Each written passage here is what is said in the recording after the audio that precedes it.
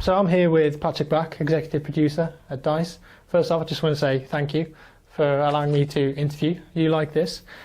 I wanted to start off with a pretty simple question. What are you most proud of about BF4?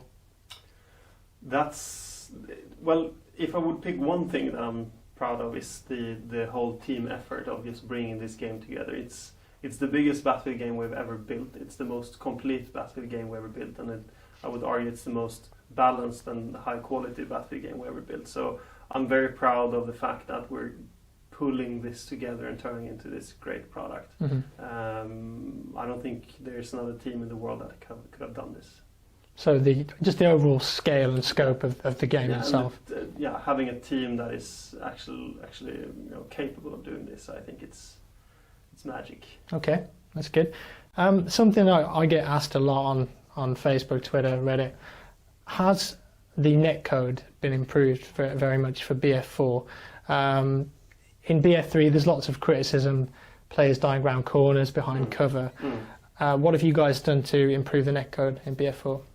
We've actually done quite a lot to do that, but I think it's important also for people to understand that the netcode, you can never have a game like Battlefield with the complexity of amount of players, vehicles, bullet trajectories, destruction, etc., and have a perfect netcode that is 100% perfect, because there's too many things going on.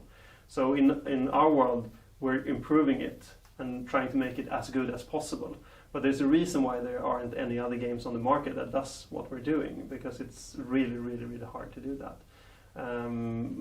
That aside, we are looking at ways of improving netcodes by, how do you prioritize things? How do you make things feel snappier and tighter? And I think when people are playing Battlefield 4, comparing it to other Battlefield titles, all Battlefield titles, they will notice that there's a difference in the netcode where it's actually snappier and faster than it's been before. Okay, excellent. Another thing that people asking me is about the commander mode.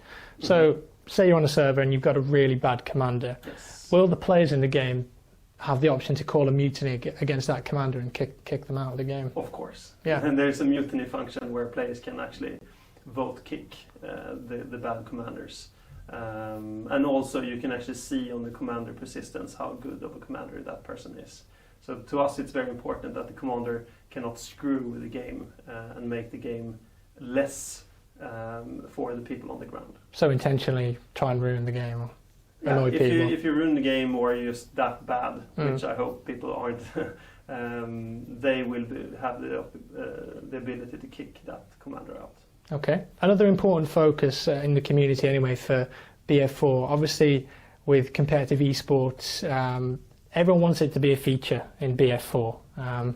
Well, not everyone, but there's a large population of Battlefield players who are interested in eSports and competition.